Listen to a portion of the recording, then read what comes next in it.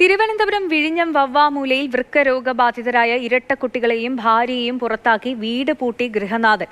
29 വയസ്സുകാരിയും 5 വയസ്സുള്ള ഇരട്ട കുട്ടികളെയുമാണ് പുറത്താക്കിയത്. ഇന്ന് ഉച്ച മുതൽ ഭക്ഷണമോ മരുന്നോ കഴിക്കാനാകാതെ ബുദ്ധിമുട്ടിലായതോടെ രാത്രിയോടെ ഇവർ വിഴിഞ്ഞം പോലീസ് സ്റ്റേഷനിൽ അഭയം തേടി.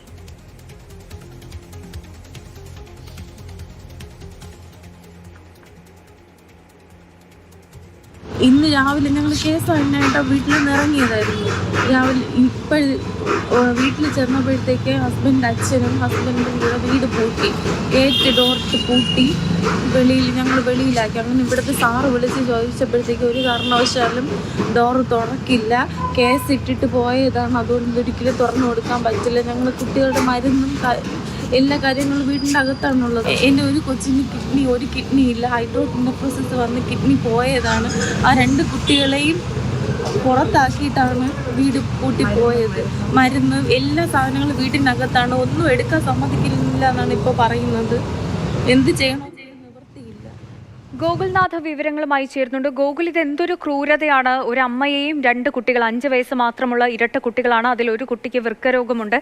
ഇവരെ വീട് പൂട്ടി പുറത്താക്കുന്നു. എന്തൊരു ക്രൂരതയാണ്! ഇതെന്താണ് സംഭവം?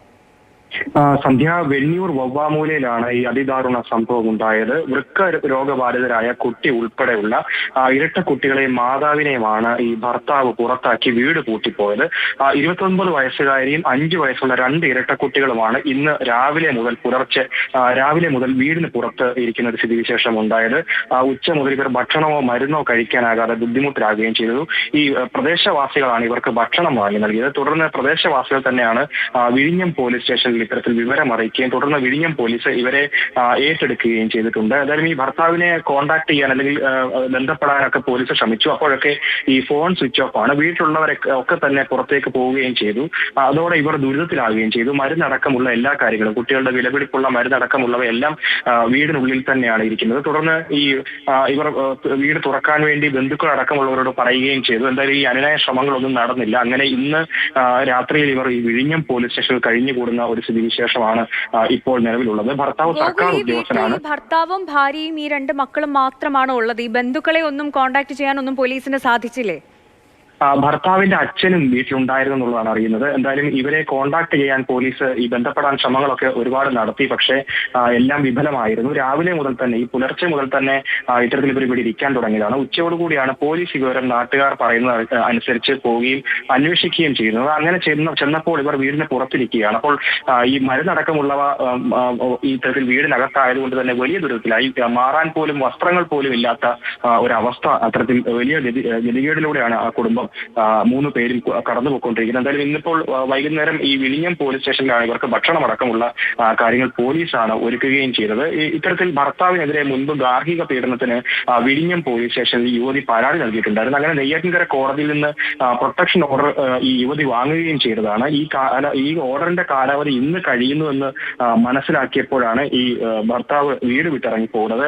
ഭർത്താവിന്റെ അച്ഛനും ഇത്തരത്തിൽ വീട് വിട്ട് മകനോടൊപ്പം പോവുകയും ചെയ്തു. വീട് പൂട്ടി, ഗേറ്റും പൂട്ടി, താക്കോലും കൊണ്ടാണ് ഇവർ പോയിട്ടുള്ളത്. അതോടുകൂടിയാണ് ഇവർ ദുരിതത്തിലാകുകയും ചെയ്തത്. രാവിലെ ഈ മരുന്ന് വാങ്ങാൻ വേണ്ടിയാണ് ഇവർ പുറത്തേക്ക് പോകുന്നത്. ഈ സമയത്താണ് ഇത്തരത്തിൽ ഈ വീട് പൂട്ടി പുറത്തേക്ക് പോവുകയും ചെയ്തത്. തുടർന്ന് ഈ പോലീസ് ബന്ധപ്പെടാൻ ശ്രമിച്ചെങ്കിലും മൊബൈൽ ഫോൺ സ്വിച്ച് ഓഫ് ആണ്. പോലീസ് ആവശ്യപ്പെട്ടിട്ട് പോലും യുവാവിന്റെ ബന്ധുക്കൾ വീട് തുറന്ന് കുട്ടിയുടെ മരുന്നോ ചികിത്സാ രേഖകളും എടുത്തു നൽകാൻ തയ്യാറായിട്ടുമില്ല. ഇവർക്ക് വസ്ത്രം മാറാൻ പോലും സാധിക്കാത്ത ഒരവസ്ഥയാണ് ഇപ്പോൾ ഉള്ളത്. യുവാവിനെ ബന്ധുക്കളെ വിളിച്ചു വരുത്തി സമവായത്തിലെത്താൻ ശ്രമം പോലീസ് നടത്തുന്നുണ്ട്.